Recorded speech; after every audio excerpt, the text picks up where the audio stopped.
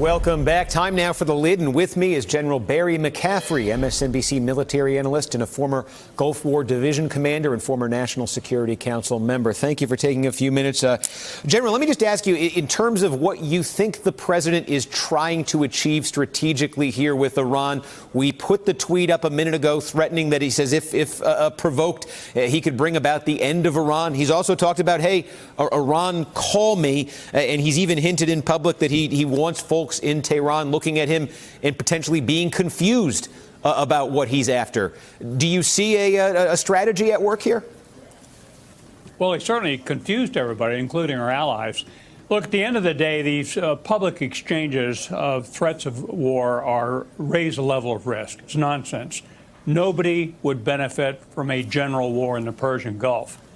What he ought to be trying to achieve is deny Iran the chance to make nuclear weapons, to constrain terrorism sponsored by Iran throughout the Middle East, and then finally keep the oil flowing out of the Persian Gulf.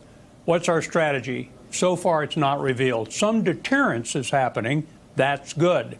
But we genuinely do not want a shooting war with Iran in the Middle East.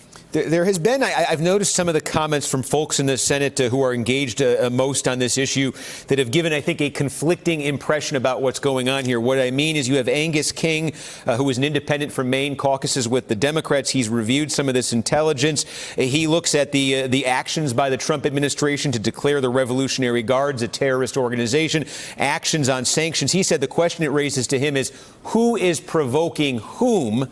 Then you've got Lindsey Graham, Republican, saying, I could put this up on the screen here. He says the fault lies with the Iranians, not the United States or any other nation. If the Iranian threats against American personnel and interests are activated, we must deliver an overwhelming military response. Do you see a clear answer there on that question of who is provoking whom? No, I think, to my surprise, the economic sanctions against Iran have made a huge impact on them. They're suffocating. The population is turning against the theological dictatorship. They got to do something to break out of the box. One would strike at us through proxies, and the other way is to restart the nuclear program. So something's going to happen in the Gulf here.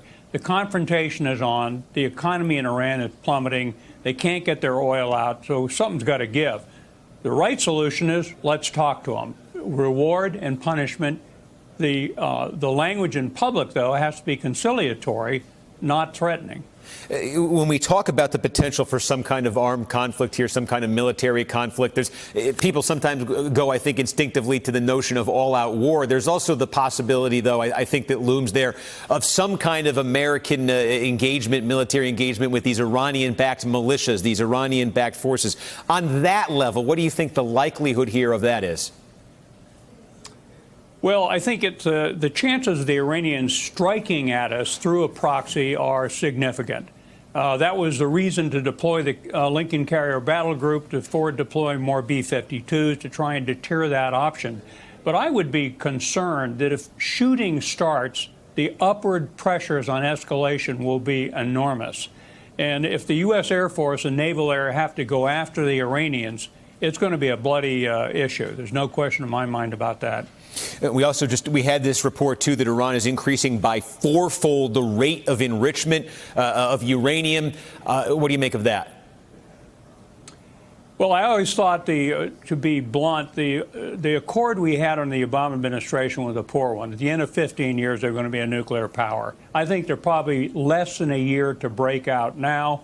They're going to move in that direction. They don't see an out because of the economic sanctions. So, again, the solution had better be start talking to the Iranians, get some measure of control over their nuclear program, and try and get them to dial back the level of terrorism in Iraq, Syria in particular, and Lebanon. Okay, General Barry McCaffrey, thank you for taking a few minutes. Good to be with you. And before... Hello, YouTubers. If you're watching this, it means you've checked out our channel, so thank you. Now do me a favor, subscribe by clicking on that button down there.